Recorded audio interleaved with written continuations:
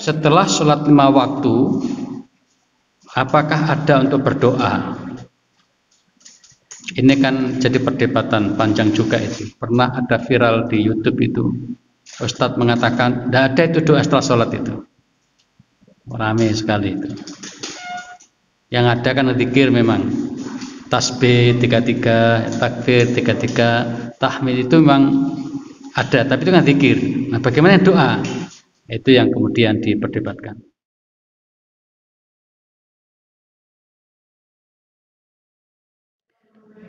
Nah, sekarang bagaimana caranya berdoa?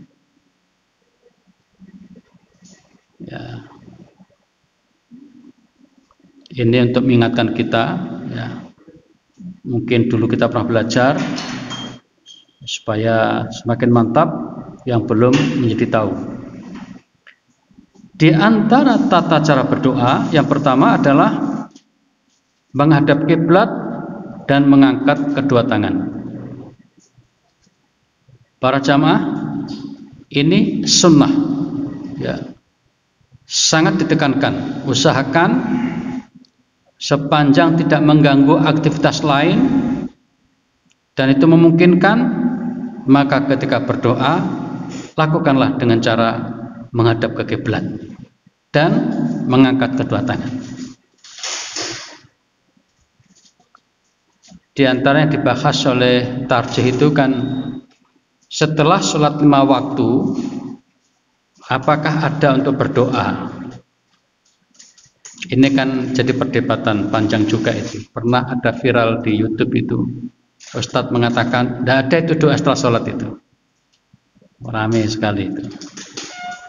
Yang ada kan zikir memang. Tasbih 33, takbir 33, tahmid itu memang ada, tapi itu kan zikir. Nah, bagaimana doa? Itu yang kemudian diperdebatkan. Tapi di Muhammadiyah, tarjih masih menganggap dibolehkan. Yang diperdebatkan lagi adalah tentang angkat tangan. Tidak ada tuntunan dari Nabi, habis sholat Nabi angkat tangan berdoa, tidak ada tuntunan. Tapi Muhammadiyah membolehkan. Mengapa membolehkan? Pakai hadis umum yang mengatakan apabila berdoa angkatlah kedua tangan. Itu alasannya tarjih Muhammadiyah. Artinya kalau ada yang berdoa nggak angkat tangan, ya tidak apa-apa. Tetapi untuk hadis umum itu memerintahkan agar ketika berdoa angkat tangan. Mari kita lihat hadis ini.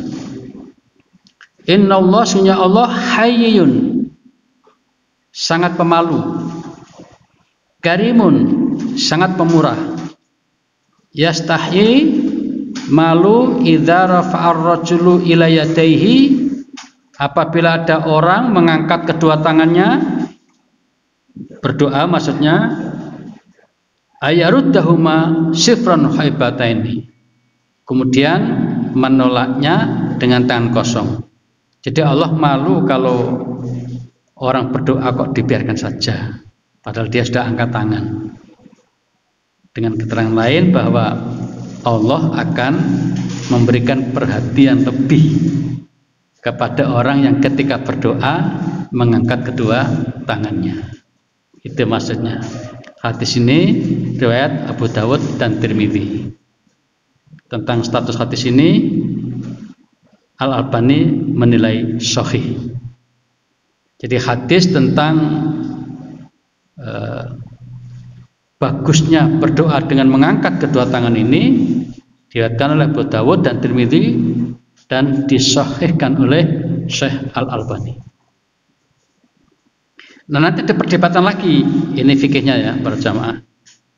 Apakah ketika doa angkat tangan itu disapukan ke muka atau tidak? Gitu. Itu juga perdebatan panjang. Di sini Muhammadiyah tidak begitu menganjurkan. Ya. Tapi yang agak sedikit aneh itu ahli hadis Al-Asqalani. Itu meriwayatkan hadis yang jadi setelah selesai masaha wajhahu, mengusap wajahnya biyadaini dengan kedua tangannya. Jadi di Bulughul Maram itu Ibnu Hajar cenderung untuk mengusap ke mukanya. Tapi kebanyakan ahli hadis lain, terutama Syekh Al-Albani mengatakan hadis itu dhaif. Jadi berdoa kemudian mengusap ke muka itu dinilai dhaif oleh Syekh Al-Albani. Oleh Al-Asqalani bagus, boleh dipakai. Jadi dalam keadaan seperti ini ya tidak tertuntut untuk mengusap. Tetapi pada satu kesempatan para jamaah kita perlu mengusap telapak tangan kita ke muka itu. Ini ada hadis Bukhari Muslim.